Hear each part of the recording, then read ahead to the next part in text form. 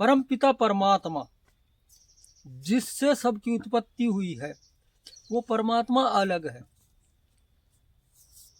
वो तीनों लोक से परे है, वो चौथे लोक में है। अगर इच्छा रखोगे तो आओगे जाओ।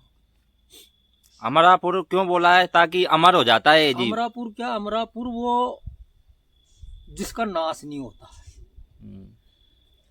जब ये रचना नहीं थी तब भी था, और रचना नहीं रहेगी तब भी रहेगा।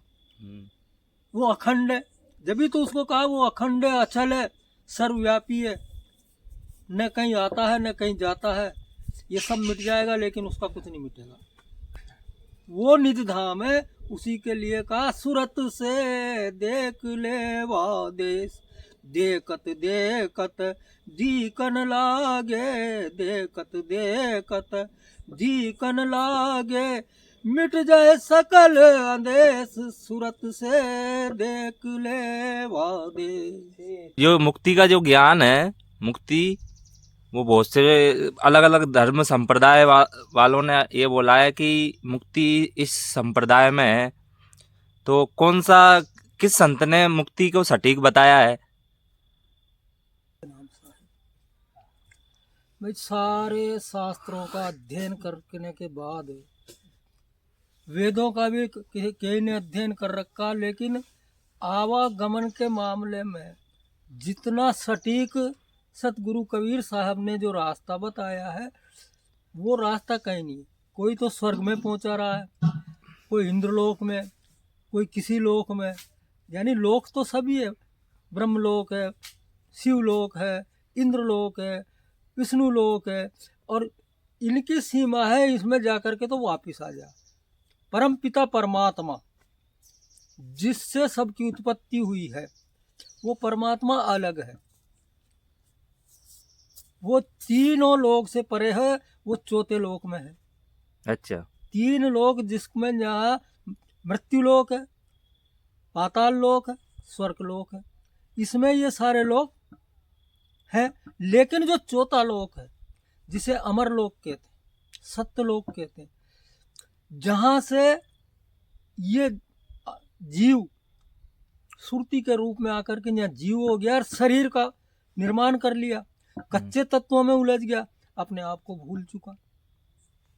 उस देश का संदेश, वहां से संदेश वाहक के रूप में परमात्मा ने कबीर साहब को भेजा। क्यों भेजा?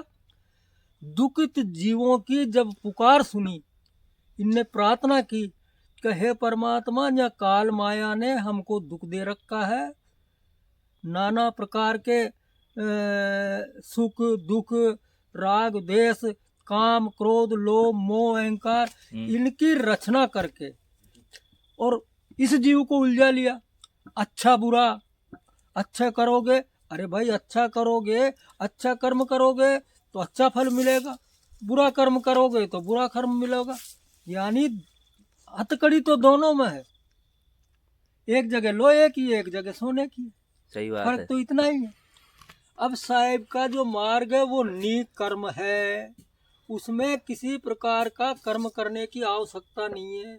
और कर्म करोगे, दैनिक कर्म तो करना आपको, उधर पूर्ति का कर्म तो करना है। इसमें कोई क्योंकि जब शरीर मिला तो इसका तो करना पड़ेगा। अगर ये नहीं करोगे तो भक्ति कैसे होगी, परमात्मा को कैसे जान पाओगे? अभी कई लोग नहीं कहते थे, अरे साहब परमा इनको मतलब क्या कर्म नहीं करे? अरे कर्म तो करना पड़ेगा, लेकिन निष्कर्म, जिसको गीता में भी कृष्ण ने कहा कि हे अर्जुन, निष्कर्म योग, बिना कामना के जो कर्म किया जाता उसे निष्कर्म कहते हैं। तो अमरापुर की जो वासी बताए हैं, अपन अमरापुर वासी हैं अपन, तो अमरपुर की यात्रा, जो यात्रा है अमरपुर की, वही मुक्ति की यात्रा है। वही मुक्ति की है। ये सुरत जो वहां से आई है, ये वहां निर्बंधन थी। जहां जन्म मुक्ता हता तैया हता न कोई, छठी तिहारी हो जगह तू कहाँ चला बिगोय। यानी ये वहां से भटक के, जैसे अभी कोई मनुष्य भटक करके जंगल में चला गया, अब उसे कहीं रास्ता नहीं मिला, अब रास्ता जिसने बताया वही सदगुरु। जैसे कोई गांव का गुम जाता है, उसे ढूंढने जाते हैं, और यार को फला आदमी गुम गया, उसको ढूंढ के लाओ। तो परमात्मा ने संदेश वाहक जिसे वहाँ उस लोक में, अमर लोक में, उनको ज्ञानी जी कहते, जोगजीत भी कहते। और यहाँ सतयुग में सत नाम का है, सत सुकृत नाम का है, त्रेता नाम मुनिंदर, द्वापुर में कर नाम है, कलयुग नाम कबीर का है। वो वहाँ से हर युग में संदेश देने आए और जीवों को चेताने के लिए। उनने ऐसा मार्ग बताया है जो निकर्म है, जिसके लिए वो भजन है, मोह को कहाँ ढूंढे बंदे, मैं हूँ तेरे पास में, ना क्रिया में ना कर्म में, वो किसी में नहीं, वो अपने पास है। वो आकर के सदगुरु भेद देते हैं और उस भेद के द्वारा हम शब्द सुरति योग के द्वारा उस तक पहुंचते हैं। और अब जितने भी 4 वेद, 6 शास्त्र, 18 पुराण, इनमें मुक्ति का तो नाम आया है, लेकिन ये नहीं आया कि अमरपुर कहाँ है, क्योंकि ये तो आत्मा तो अमर है, अजर है। न ये बूढ़ी होती है, न ये बालक है, न ये स्त्री है, ना ये पुरुष है। एक पावर है और उस पावर हाउस से जैसे ये बिजली का छोटा पावर आता है, इस पावर हाउस में, बड़े पावर हाउस में विलीन होना है इसको। वही परमात्मा है, वही उसी परमात्मा को है। समझना है।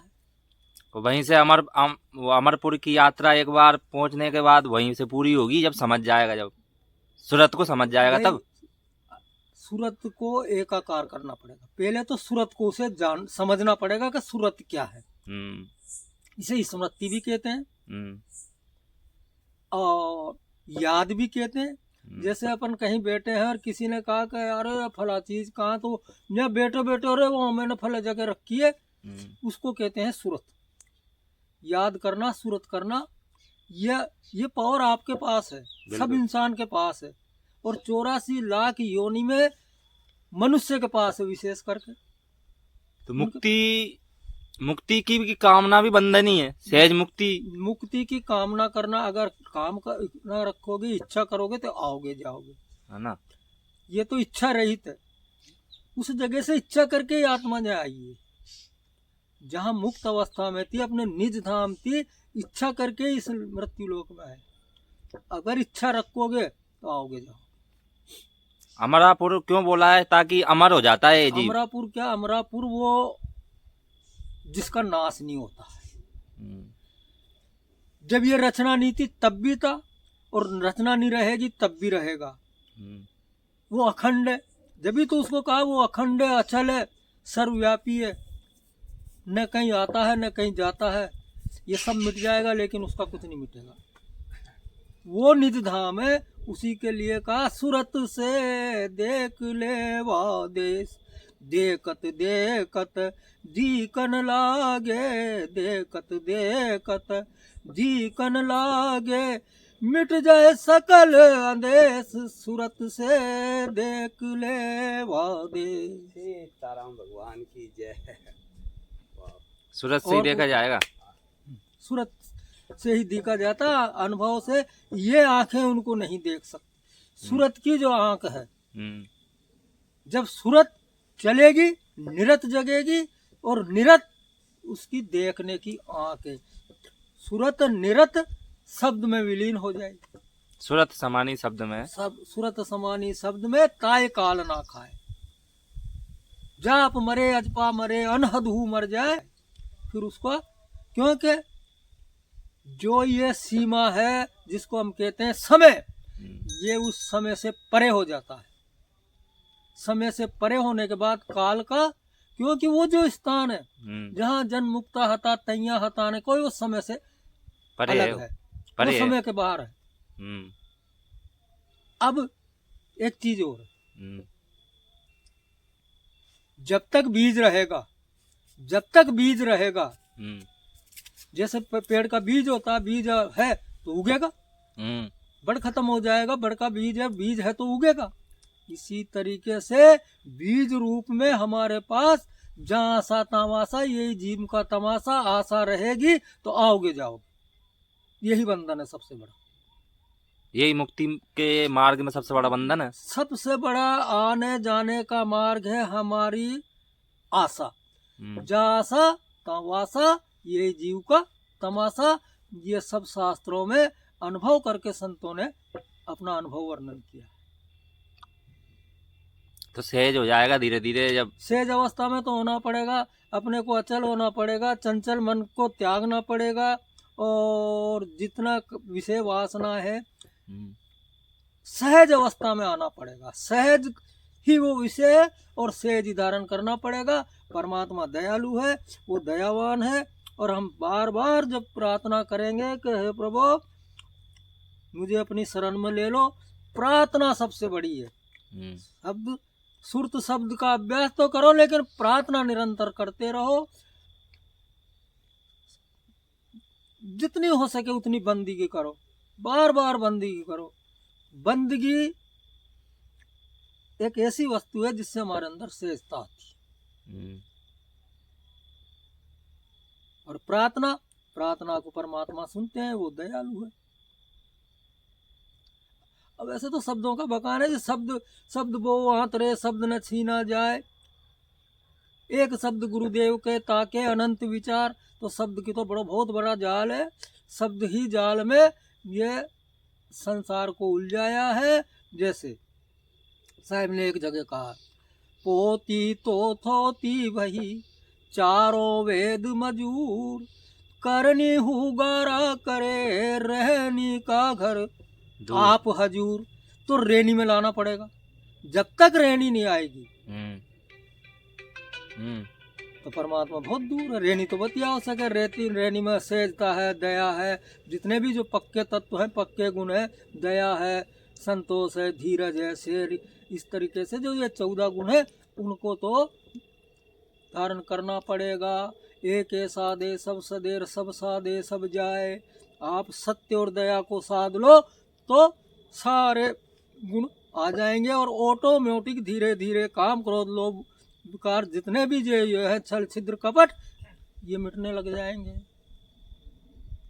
अगर जिस प्रकार से हम अच्छे मनुष्य के पास उठक बैठक करते हैं तो उसके गुण आने लग जाते हैं, बुरे के पास बैठेंगे तो बुरे के गुण आने लग जाते हैं। इसीलिए हम अगर सत्य और दया की साधना करेंगे तो हमारे अंदर सत्य प्रकट होने लग जाएगा, दया आ जाएगी, क्षमा आ जाएगी, धीरज आ जाएगा, विवेक खुल जाएगा।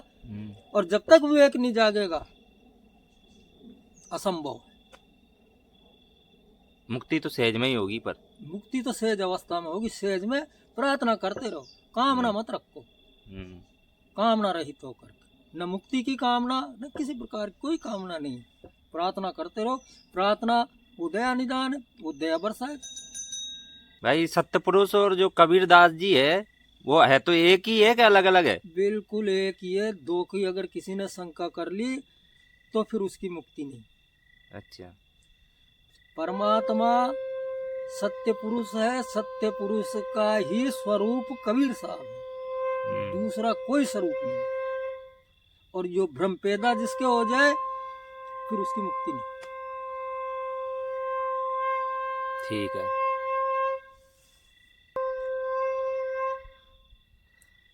तो मैं जो है अपनी वाणी को ग्राम देते हुए परम पिता परमात्मा के चरणों में कोटि कोटि वंदना करते हुए इस अपना वाणी को विराम देता हूँ। साहेब बंदगी सत्य नाम सतगुरुदेव साहेब को बंद।